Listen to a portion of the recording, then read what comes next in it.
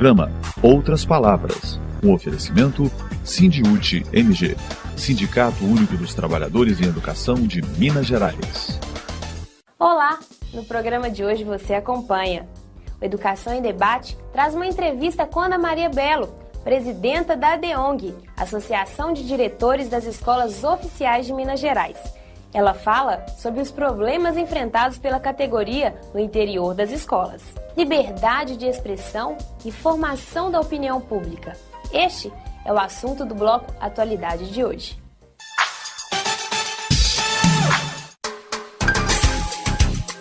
Educação em Debate. Conversamos com Ana Maria, ela é presidenta da ADEONG, Associação dos Diretores de Escolas Oficiais de Minas Gerais. Obrigada pela presença. Começa contando pra gente, Ana, como está atualmente a situação dos diretores de escola? Bom, Beatriz, hoje a Associação dos Diretores está muito conflitante, está muito angustiante. Primeiro, grande parte dos diretores era efetivado. E agora eles estão aí à deriva.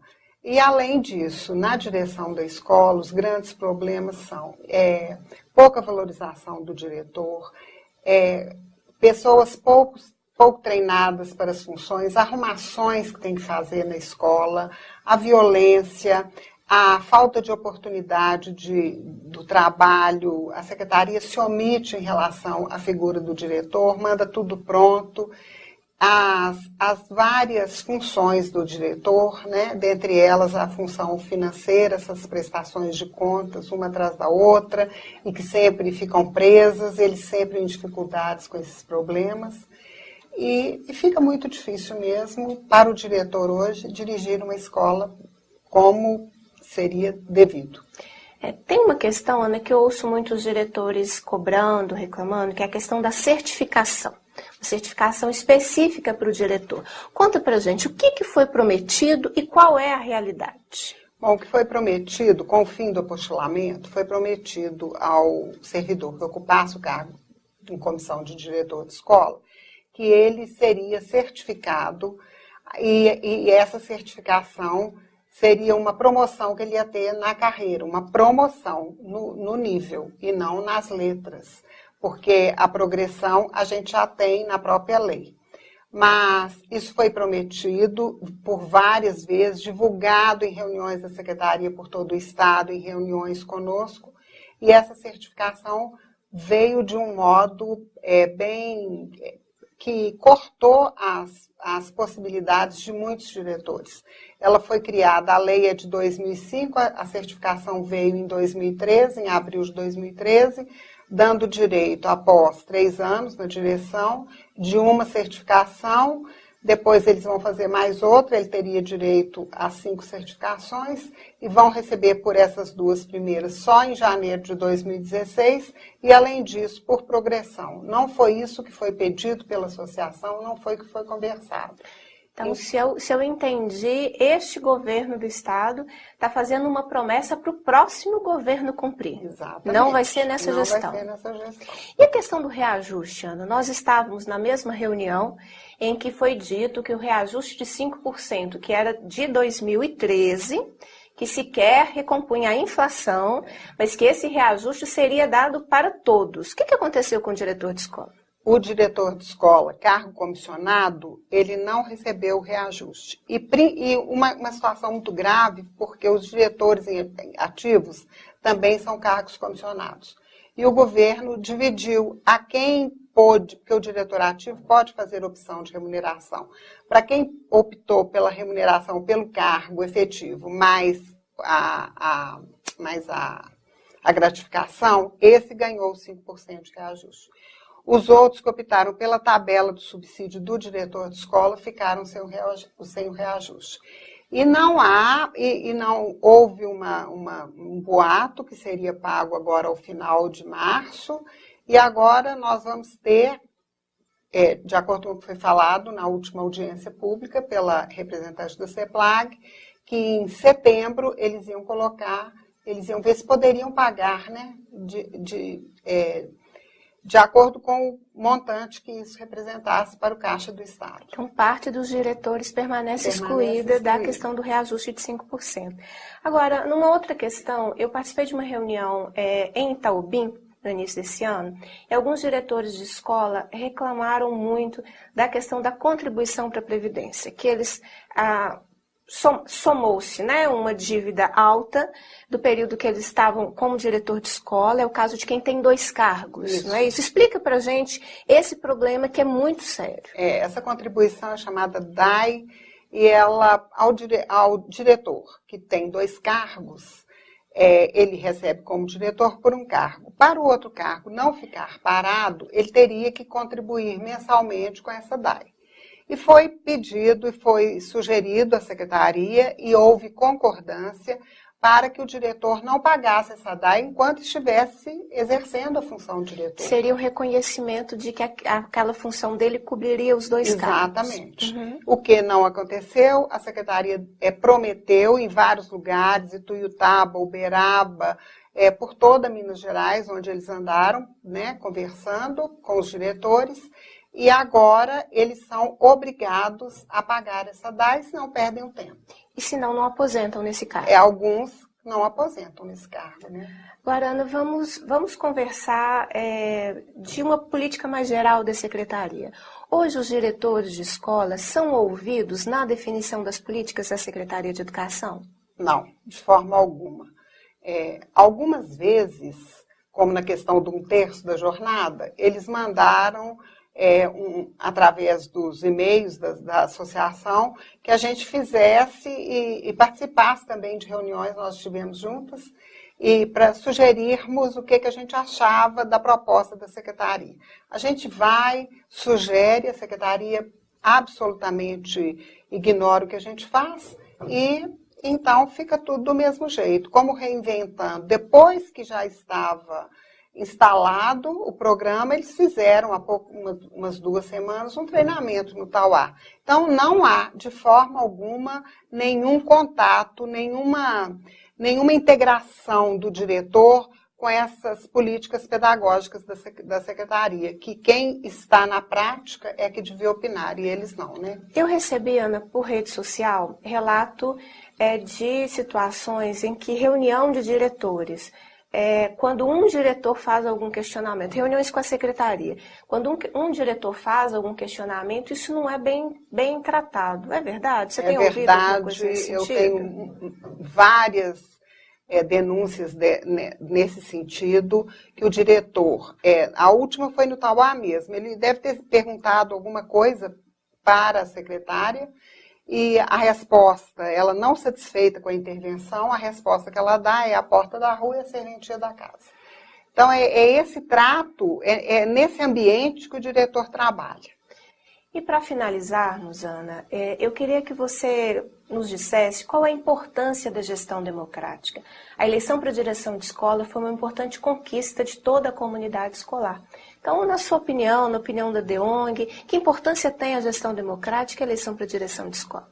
Eu acho que é bem importante, e a proposta da gestão democrática é o que deve estar acontecendo, e é o que deve estar acontecendo para a situação do diretor. Mas hoje não é o que acontece, né? Hoje o cargo do diretor é suprido de acordo com a escolha do governo, só.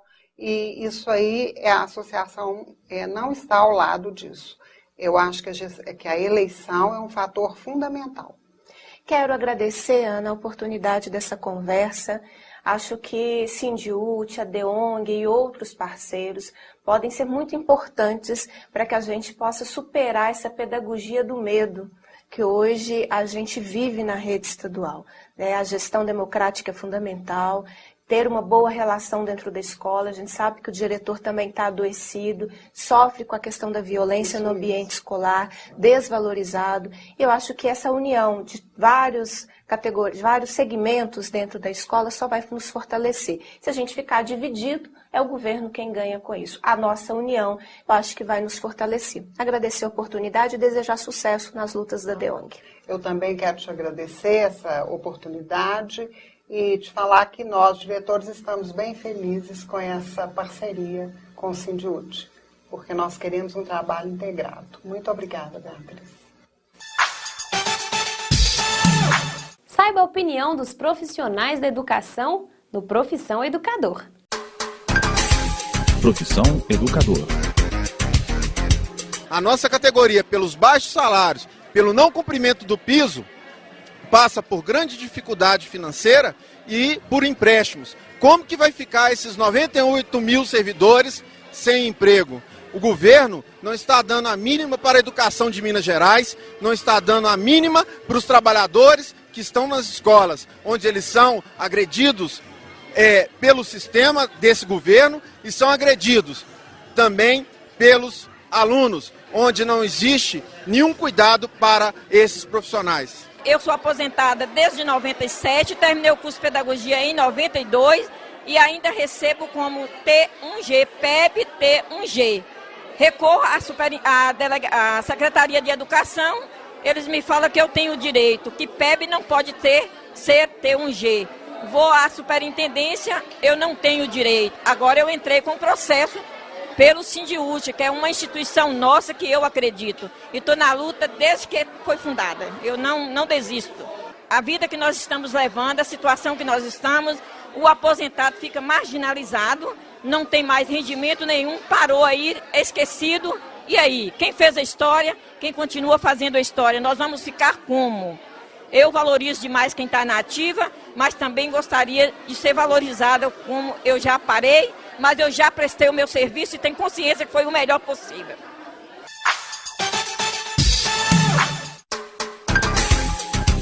Choque de realidade.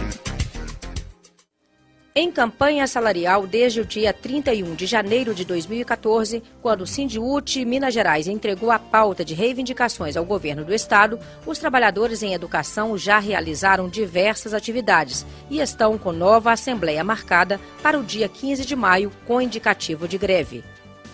Além dos graves problemas de estrutura das escolas estaduais e ausência de autonomia pedagógica, a categoria também enfrenta uma política de desvalorização salarial e da carreira. Enquanto os trabalhadores em educação de todo o país tiveram 8,32% de reajuste, em Minas Gerais, a situação é bem diferente.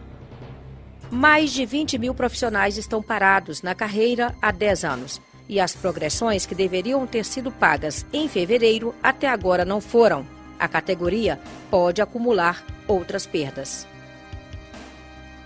Os efetivados da Lei Complementar número 100 continuam sem respostas. O governo empurra a situação para após as eleições e os educadores enfrentam insegurança e ansiedade em relação às questões como ajustamento funcional e previdência.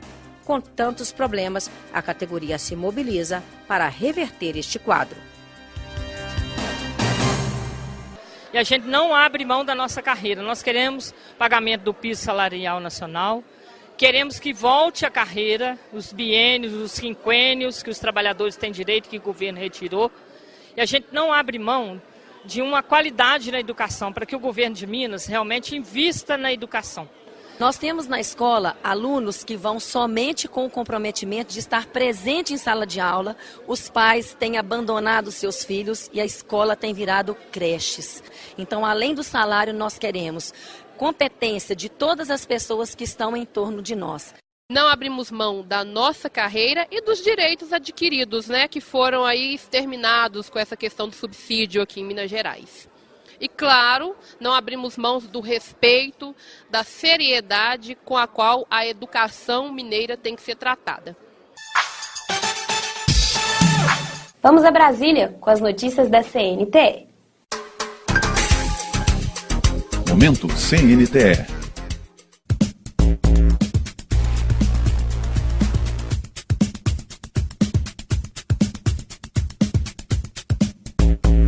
A homossexualidade é um assunto que vem sendo debatido cada vez mais no dia a dia. Mas como o tema vem sendo tratado nas escolas? Alunos e professores estão preparados para lidar com a diferença de gênero? Vinícius do Nascimento assumiu que era homossexual aos 13 anos. No começo, sentiu uma mudança de comportamento por parte dos colegas da escola. Alguns amigos meus se afastaram de mim no começo, por isso, porque acham diferente, ainda mais quando a gente é bem novo e tal, não entendem. A minha geração, a nossa geração, ainda já é muito... tem uma cabeça mais aberta, só que ainda é fechada quanto a isso. Nayara também sofreu preconceito por parte de alguns colegas. Por causa do meu sobrenome, para começar, que é Jorge, eu era muito chamada de Jorjão na escola, porque eu gostava de jogar bola, eu tinha uma atitude não masculina, né? Mas para eles parecia isso, né? Passava isso. Acabar com qualquer tipo de discriminação no ambiente escolar é um dos objetivos do PNE, o Plano Nacional de Educação, que estabelece metas para serem cumpridas nos próximos 10 anos e tramita atualmente na Câmara dos Deputados. Um dos pontos propostos era a superação das desigualdades educacionais, com ênfase na promoção de igualdade racial, regional, de gênero e de orientação sexual. A contestação por parte das bancadas religiosas levou à modificação do texto, que determina agora a erradicação de todas as formas de discriminação. A educação precisa estar a serviço para combate dessa discriminação e para promover a igualdade entre todos os seres humanos, independente do seu gênero, independente da sua etnia, independente da sua sexualidade. Ações pontuais também vêm buscando diminuir o preconceito. No estado de São Paulo, alunos travestis e transexuais conquistaram no mês passado o direito de usar o nome social nas instituições de ensino público e particular. Nayara e Vinícius são enfáticos em um ponto: a educação sem preconceitos tem que começar dentro de casa. Porque a gente é igual, ninguém é diferente em nada. Então, assim, não precisa ensinar, não é uma coisa assim. Eu acho que o melhor ensinamento é o que vem de casa. Os pais passarem isso, a questão do respeito como pessoa, não pela opção sexual das pessoas. Eu acho que seria um passo importante na sociedade.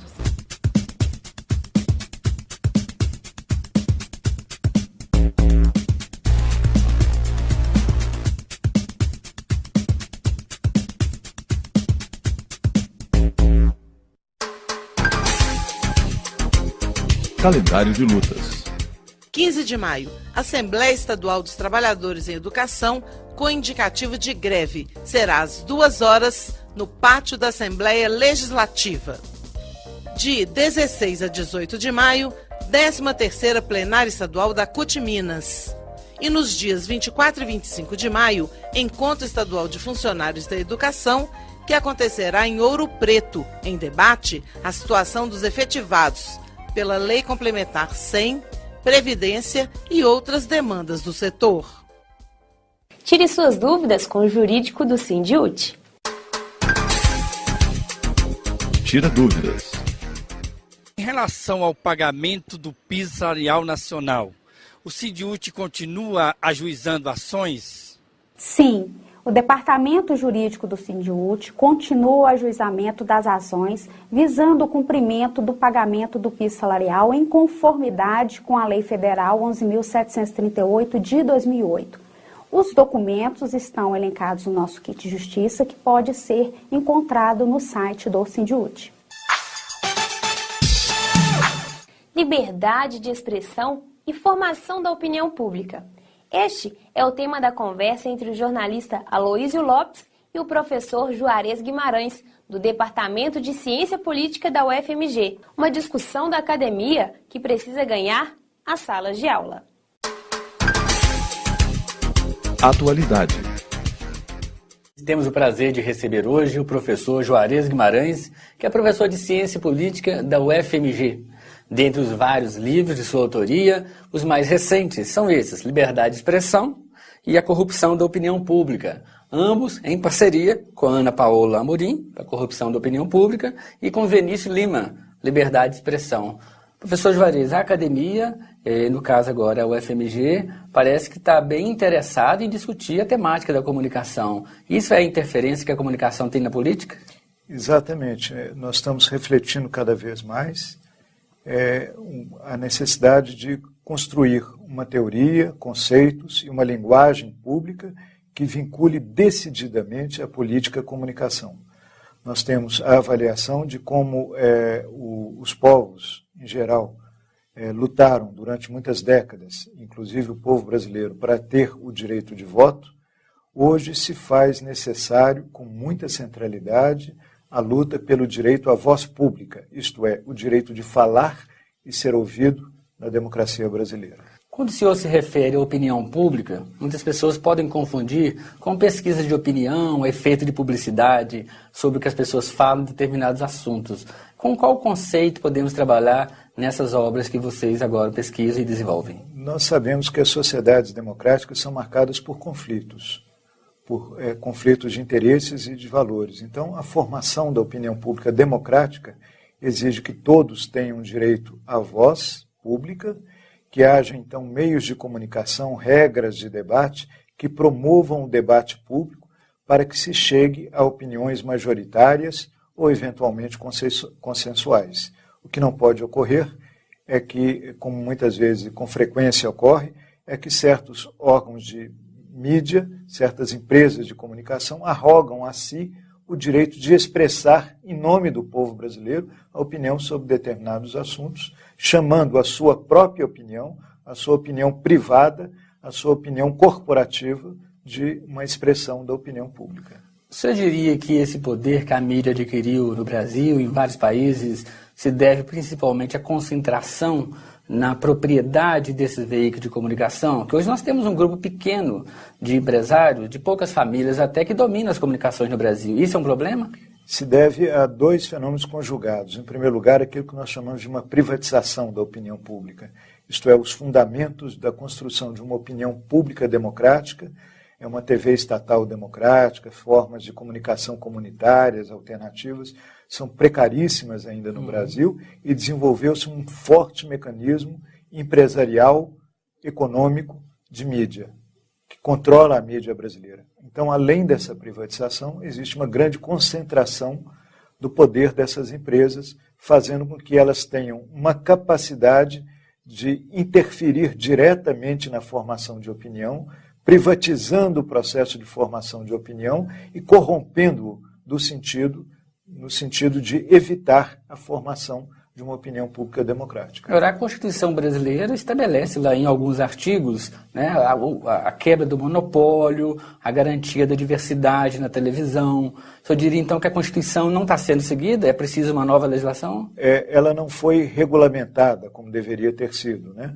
Existe até hoje um bloqueio, um veto a que esses princípios constitucionais se transformem em legislação operante e capaz de regular o acesso democrático dos brasileiros ao direito à voz pública. Obrigado, professor Juarez, pela sua presença aqui no nosso programa.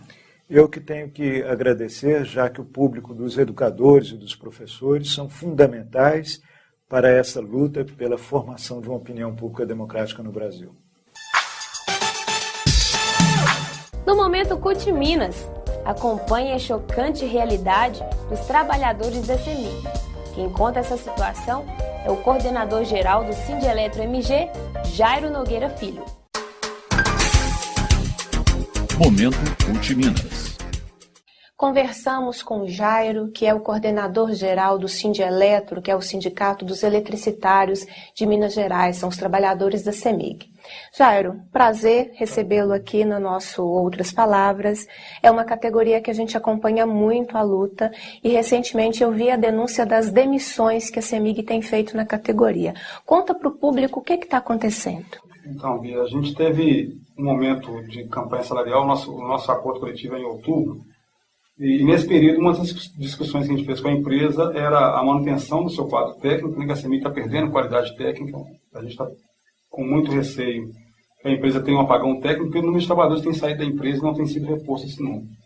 Então, durante a campanha salarial, foi necessário fazer uma greve para a empresa negociar com seus trabalhadores, e durante o processo de negociação e da greve, a CEMIG começou a fazer as demissões.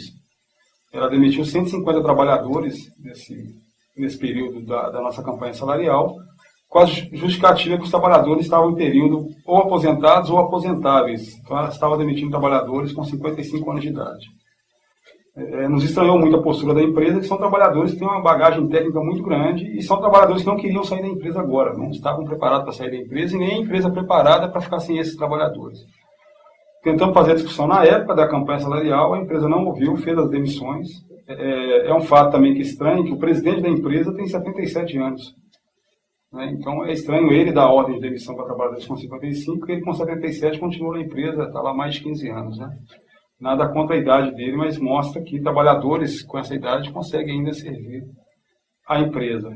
E nesse período ela continuou com essas demissões, fizemos um debate, alguns trabalhadores entraram com a ação através do sindicato para tentar reincidir essas demissões. Tivemos a primeira audiência agora no dia 8 de abril. Para nossa surpresa, a audiência foi no mesmo dia que a CEMIG teve o reajuste da tarifa de energia em 14%. E ela afirmou na audiência que estava fazendo as demissões porque estava sem dinheiro. É estranho, né, Jair? Porque eu acompanho um pouco a história e a luta de vocês, e eu sei que a CEMIG tem lucros bilionários e que divide com os acionistas e não abaixa as tarifas, não é isso? Nesse mesmo período, nos estranha o pedido de reajuste da tarifa, as demissões com esse argumento, e a CEMIG fechou o primeiro trimestre do ano com um lucro de 3 bi. Você tocou numa questão que é importante para a população entender.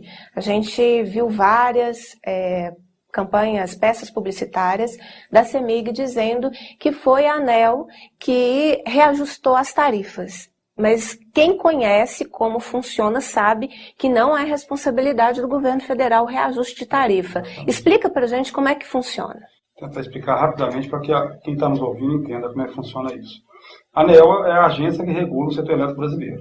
Então, as empresas distribuidoras de energia, como é o caso da CEMIG, a CEMIG tem distribuidora, geradora e transmissora de energia. No caso da distribuidora da CEMIG, ela apresenta uma planilha de custos para a ANEEL, solicitando um reajuste de tarifa. Então, a CEMIG apresentou uma planilha para a ANEEL, solicitando um reajuste de 29,74%. Então, só para a gente entender, quem pediu reajuste, Sim. A autorização de reajuste foi a CEMIG, de quase 30%. Como foi feita a propaganda da CEMIG através do ator lá, o Jonas Bloch, se fosse responsabilidade da CEMIG dar o reajuste, nós mineiros estaríamos perdidos, seria um reajuste de 29,74%.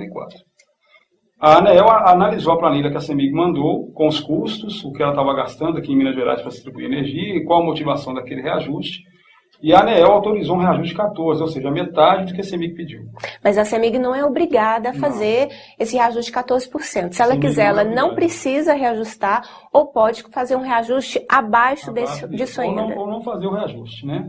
Eu também acompanho que ocorrem muitas mortes de trabalhadores a serviço da CEMIG ou a serviço de uma empresa terceirizada da CEMIG. Explica para a população um pouco como é que está essa realidade da categoria de vocês. Então, a categoria começou a sofrer um processo, Bia, de terceirização a partir de 97, quando tinha a proposta de privatizar a empresa. Então, começou um processo forte de terceirização com a saída de trabalhadores próprios da empresa.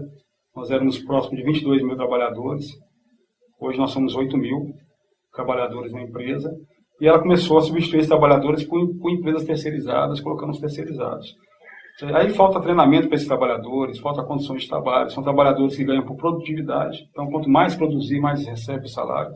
Então acaba ficando a questão da segurança em segundo plano, não por culpa dos trabalhadores, mas porque a forma de gestão obriga ele a fazer isso. E de lá para cá a gente foi acumulando muitas mortes no setor, infelizmente. De 99 para cá, até 2013, 2014... continua o triste quadro de uma morte a cada 45 dias. No ano passado foram 5 mortes no setor, aqui em Minas Gerais.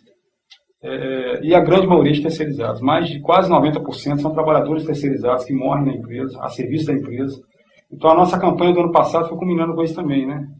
Da empresa pública como é a CEMIG, da empresa que está aí, que é do povo mineiro, por que não ter concurso público para que as pessoas entrem para a CEMIG, façam concurso público e a gente acabe com a terceirização, né?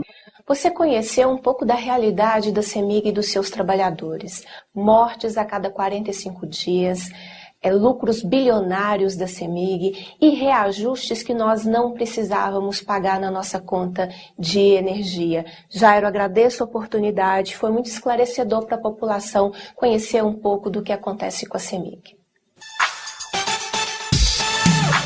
Fique agora com o humor de Rômulo Garcias.